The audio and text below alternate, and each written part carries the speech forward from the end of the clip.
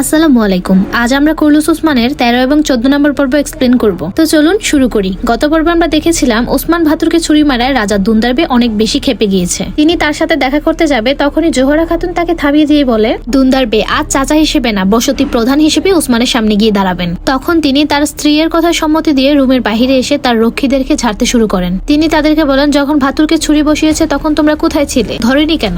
তখনই চিৎকার করতে করতে বামসিবে হাজির হয় দুন্দারবের সামনে। বামসিবে রেগে তাকে বলেন, যারা আমার আইবার্সকে খুন করেছে তাকে আপনি কেন ছেড়ে দিলেন? কোন যুক্তিতে থিউক্লিসকে নিয়ে দুর্গে দিয়ে আসলেন? উত্তরে তিনি বলেন, আমি কোনো যুদ্ধে জড়াতে চাই না। আমি চাই না আইবার্সের মতো আরো একটি তাজা প্রাণ চলে যাক। আমার ভাই আর্তগোলবে ফিরা না পর্যন্ত এই বসতি রক্ষা করার দায়িত্ব আমার। তিনি বামসিবেকে আরো বলেন যে আপনি জানলে অবাক হবেন, সম্রাট এবং থিউক্লিসকে উসমান মেরেছে। এছাড়া কাইবসতিতে কেউ না থাকলে আজ আমার ভাতুরও মারা যেত। তখন বামসিবে বুঝতে পারে উসমানের সাহসিকতা এবং ন্যায় বিচার তার চাচার সহ্য হচ্ছে না। তিনি দুন্দরবেকে জানান, রাগ হজম করে নিচ্ছি, আমি বেঁচে থাকতে উসমানের কোনো ক্ষতি হতে দিব না। দুইজনই খুব রেগেছিলেন, কিন্তু তাদের কথার এক পর্যায়ে একজন রক্ষী এসে জানায় নতুন বাজারে হামলা হয়েছে, যাদেরকে সামনে পেয়েছে সবাইকে মেরে ফেলেছে। দুন্দারবে তখন রক্ষীকে জানায়, গুন্দুজ বেকে খবর দাও, আমরা এক্ষুনি নতুন বাজারের উদ্দেশ্যে যাব। পাশাপাশি বামসি বেকেও জানায় ফিরে এসে সব বোঝাপড়া হবে। অন্যদিকে উসমানকে যেখানে বন্দী করা হয়েছে সেখানে তার বড় ভাই গুন্দুজ বে আসে। তিনি উসমানকে বলে, এমন একজনকে রক্ত ঝরিয়েছে উসমান, যে কিনা আমাদের আপনজন। এখন বলো তো তোমাকে কি করা উচিত? উসমান বলে, যে রক্ত ঝরিয়েছে সেটা ছিল কাইদের দূষিত রক্ত ভাই।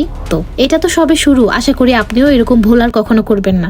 মানে হুমকি দিল আর কি, কারণ সেও তো দল বেঁধে থিউক্লেসকে নিয়ে দুর্গে দিয়ে এসেছিল তাদের সাথে, কিন্তু বড় ভাইকে তো আর শাস্তি দেওয়া যায় না, তাই হুমকি দিল। গুন্দুজবে তখন বলে, আমি কিন্তু বাতুর না উসমান, আমার উপর কেউ তলোয়ার ছুড়লে আমি তার চোখ উপড়ে ফেলবো, হোক সেটা আমার ভাই, আমি আমার বাবার আশায় বসে থাকবো না। উসমান যেমন সাহসী, তার বড় ভাই কিন্তু এরকম না। মানে থাকে না পরিবারের বড়গুলো একটু হাবাগোবা টাইপের হয়, যেমন আমার কুদ্দুস। তো তখন গুন্দুজবে উসমানকে রাগিয়ে দেওয়ার জন্য বলে, যখন তুমি ছোট ছিলে তখন আমি বাবার কাছ থেকে রাজনীতি শিখেছি। যুদ্ধে জেতার জন্য কৌশল অবলম্বন করতে হয়, বুঝেছো? তোমার মতো বাচ্চা ছেলের এসব বোঝার ক্ষমতা নেই। এই কথা শুনে তো ওসমান খুব রেগে যায়। মানে শিকল খুলে দিলে মনে করেন গুন্দুস রেখায় ফেলবে, এরকম অবস্থা। ওর মতো একটা সাহসী যোদ্ধারে এই কথা বললো, মানে বিষয়টা খুব ইগোতে লাগে ওর। তখন দুন্দারবের পাঠানো রক্ষী এসে গুন্দুজবেকে জানায় নতুন বাজারে হামলা হয়েছে, যোদ্ধারা সবাই প্রস্তুত, আমরা এখনই নতুন বাজারের উদ্দেশ্যে রওনা দিব। তখন ওসমানের মনে করেন বালা খাতুনের কথা মনে পড়ে যায় যে ওর তো নতুন বাজারে দোকান আছে, ওর কি অবস্থা। তো ওসমান নতুন বাজারে যাওয়ার জন্য অনেক বেশি মরিয়া হয়ে ওঠে, তার ভাইকে বারবার বলতে থাকে শিকলটা খুলে দেওয়ার জন্য। নিজের ইচ্ছে শিকল পড়লো, নতুন বাজারে হামলা হয়েছে শুনে সেখানে যাওয়ার জন্য এতবার রিকোয়েস্ট করছে। এই বিষয়টাতে তার ভাইয়ের অনেক সন্দেহ হয়। তিনি জিজ্ঞেস করেন, নতুন বাজারে তোমার কি কাজ? সামান্য হামলা হয়েছে, সেটা আমরাই সামলে নিতে পারবো, যেতে হবে না তোমাকে, বাবা না ফেরা পর্যন্ত তোমাকে এখানেই থাকতে হবে। এই কথা বলে তিনি সেখান থেকে চলে যায়। অন্যদিকে বালা খাতুনকে গাছের সাথে বেঁধে রেখেছে। সে আল্লাহর কাছে অনেক বেশি প্রার্থনা করতে থাকে যে আল্লাহ, যে এই ভার বহন করতে পারবো না সেই বোঝা কাঁধে চাপিও না, আমাকে সুমাইয়া রহমাতুল্লাহর মতো ক্ষমতা দাও। তারপর ওসমানের কাছে বামসিবে এসে তার শিকল খুলে দেয়। আর এক মুহূর্ত দেরি না করে ওসমান বামসিবে এবং তার যোদ্ধাদেরকে নিয়ে নতুন বাজারের উদ্দেশ্যে রওনা দেয়। অন্যদিকে চোরের দল নতুন বাজারের হামলায় আজ সফল হয়েছে, এই খুশিতে তারা আনন্দ করছে। কিন্তু আমাদের মনে কিন্তু একটা প্রশ্ন থেকে যায়, তারা চোরের দল হলে তো শুধুমাত্র চুরি করে সেখান থেকে চলে আসতো, বালাকে কেন অপহরণ করলো? আপনাদের কি মনে আছে আমি একটা পর্বে দেখিয়েছিলাম নতুন বাজারে হামলার জন্য কালানুসকে না পাঠিয়ে যুবরাজ সালভাতোরকে পাঠিয়েছিল।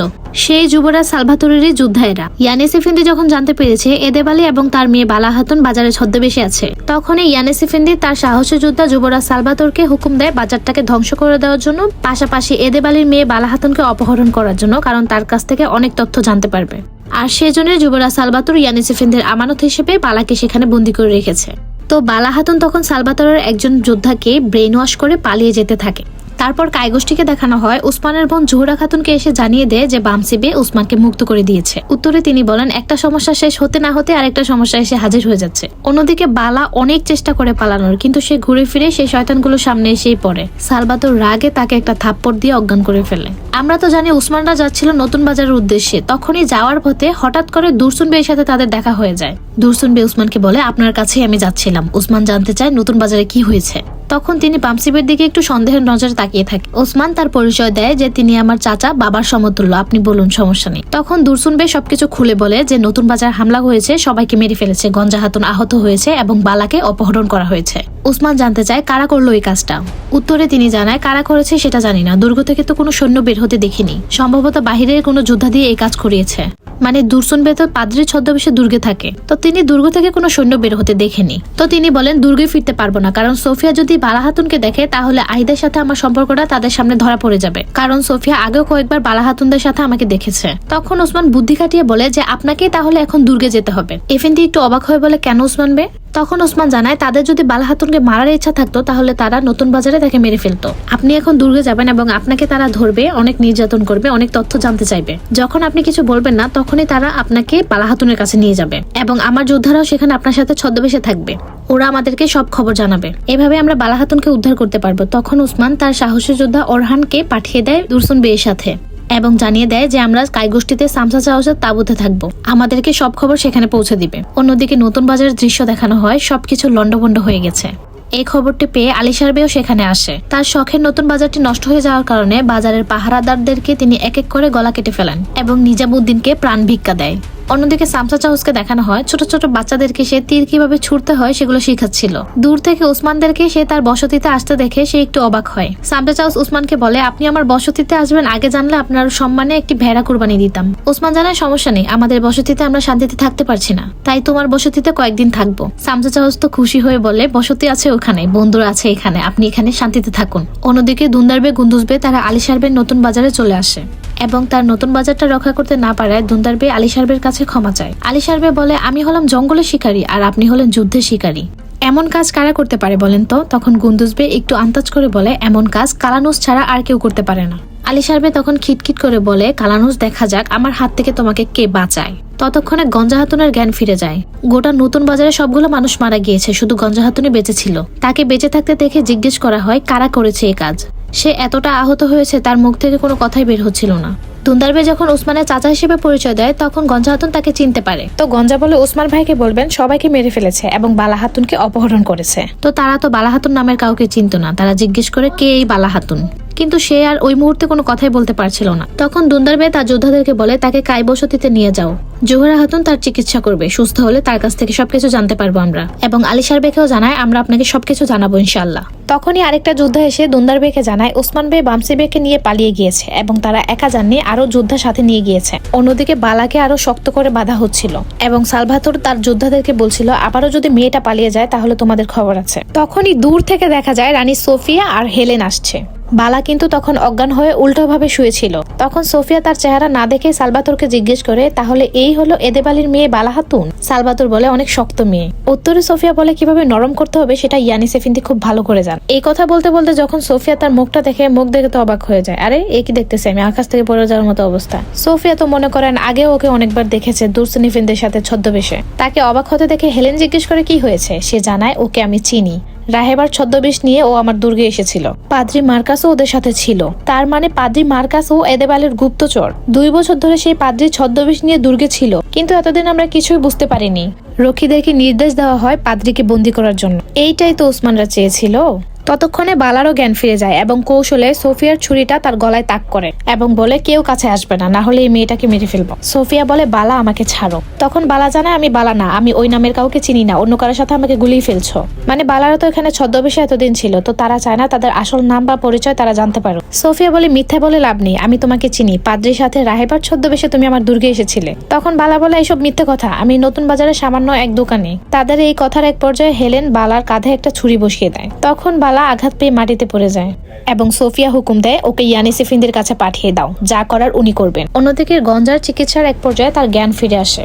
তার চিকিৎসা করতে করতে জোহরা খাতুন তাকে জিজ্ঞেস করে নতুন বাজারে তারা হামলা কেন করলো। উত্তরে সে বলে ডাকাতরা ডাকাতি করে কেন সেটাকে জিজ্ঞেস করা যায়, ওটা তো ডাকাতি করতে এসেছিল। নতুন বাজারে আমাদের ব্যবসা আছে, আমরা হলাম দোকানি। জোহরা খাতুন তার মেয়ে আইগুলকে হুকুম দেয় পায়ে মলম লাগিয়ে দাও, ক্ষত সেরে যাবে, আর কাউকে পাহারা দিতে বলো সে যেন এখান থেকে পালিয়ে না যায়। অন্যদিকে আলিশারবে দুর্গে যায়, গিয়ে সোফিয়াকে জিজ্ঞেস করে আপনার আদেশে কি নতুন বাজারে হামলা হয়েছে। সোফিয়া তখন এমন একটা ভাব করে জানে সে কিছু জানেই না। কালানুস এসে বলে এটুকু জেনে রাখেন আমরা এসব কাজ কখনোই করব না। আলিশারবে বলে তাহলে কে করলো এই কাজ। এই কথা শুনতে সোফিয়ার মনে শয়তানি বুদ্ধি জাগে। সে আলিশারবেকে উস্কিয়ে দিয়ে বলে হয়তো কাই বসতিরা করেছে, কারণ কাই বসতিরা নতুন বাজারের বিপক্ষে ছিল। আমাদেরকে যেভাবে জিজ্ঞেস করেছেন তাদেরকেও কি এভাবে জিজ্ঞেস করেছিলেন। আলিশারবের ভিতরে কাই বসতিদের উপর একটু সন্দেহ লাগে। তখন আলিশারবে সোফিয়াকে বলে দোষীকে খুঁজে বের করার একটাই উপায় আছে, আমরা সবাই মিলে কাই বসতিতে যাব। এবার মুখোমুখি হতে হবে, সত্যকে অন্ধকার থেকে আলোতে আনতে হবে। তখন সোফিয়া তার কথায় সম্মতি দেয়। অন্যদিকে দুরসুন বেকে দেখানো হয় সে তার চার্জেই ছিল। তখন সোফিয়ার রক্ষীরা এসে তাকে ধরে নিয়ে চলে যায়। ওসমানের যোদ্ধারা কিন্তু সেখানেই বসেছিল। দুরসুন বেকে ধরে নিয়ে যেতে দেখে নিশ্চিত হয়ে তারাও সেখান থেকে বের হয়ে যায়। সোফিয়ার যোদ্ধারা বুঝতেই পারে না এগুলা যে উসমানের পাঠানো যোদ্ধা ছিল। অন্যদিকে উসমানকে দেখানো হয় সামসা চাহুস তাকে জিজ্ঞেস করে বালাহাতুনকে উদ্ধার করার পর আমাদের পরবর্তী প্ল্যান কি হবে, কারণ শত্রুরা চারপাশে আমাদের ঘুরে বেড়াচ্ছে। এছাড়া দুন্দারবে তো যুদ্ধের বিষয়ে কোনো কথাই বলছে না। তখন উসমান সাহসিকতার সাথে তার চাচা বামসিবে এবং সামসা চাহুসকে অনুপ্রাণিত করতে থাকে। তখন উসমানের দুর্গে পাঠানো এক যোদ্ধা এসে বলে, ঠিক বলেছেন বে, দুরসুন বেকে তারা বন্দী করেছে, ওরহান তাদের পিছু নিয়েছে। তারপর দেখানো হয় বালাহাতুনকে, তার তখন জ্ঞান ফিরে যায় এবং সে দেখতে পায় তার বানানো সেই প্লেটটি নিয়ে তার দিকে কেউ আসছে। সে একটু ভালো করে দেখতে গিয়ে দেখে সেই দরবেশটা। তখন সে বলে, আপনি দরবেশ সেজে বাজারে গিয়েছিলেন? ইয়ানিস ইফেন্দি বলে, তোমার বাবা এদেবালি এতই চালাক যে একজন দরবেশকে পাদ্রি বানিয়ে দিয়েছে। বালা তখন বলে, কান খুলে শুনুন, আমার বাবার নাম এদেবালি না, কোন পাদ্রির কথা বলছেন আমি কিছুই বুঝতে পারছি না। তখন তিনি বলেন, তুমি তোমার বাবাকে নিয়ে তিরশিতে আহিব রানীর কাছে ছিলে, তখন তোমাকে আমি দেখেছিলাম। আমি সেখানে দরবেশের ছদ্মবেশে ছিলাম। তোমাকে ছোটবেলায় আমি দেখেছি, তোমার সুন্দর চোখ দুটো আমি 1000 বছর পরেও ভুলবো না। তখন বালা ইয়ানিস ইফেন্দিকে চিনতে পারে এবং বলে, আপনি সেই ইয়ানিস। আপনার কাছ থেকে খবর পেয়ে মঙ্গলরা আহিবরানকে মেরে ফেলে। সে বলে, তোমার বাবা তাহলে আমার ব্যাপারে সবই বলেছে।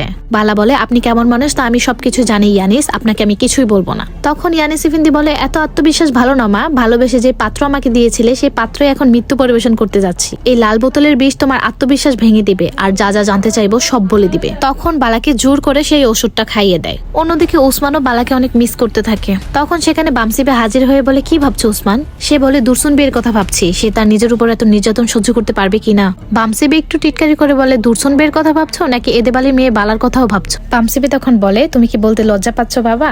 জন্মভূমি বলতে কি শুধু যুদ্ধ করাই বোঝায়? জন্মভূমি মানে কি শুধু সীমান্তে ঘোড়া নিয়ে ছুটে বেড়ানো বোঝায়? ওসমান, জন্মভূমি মানে আবেগ, প্রেম, ভালোবাসা।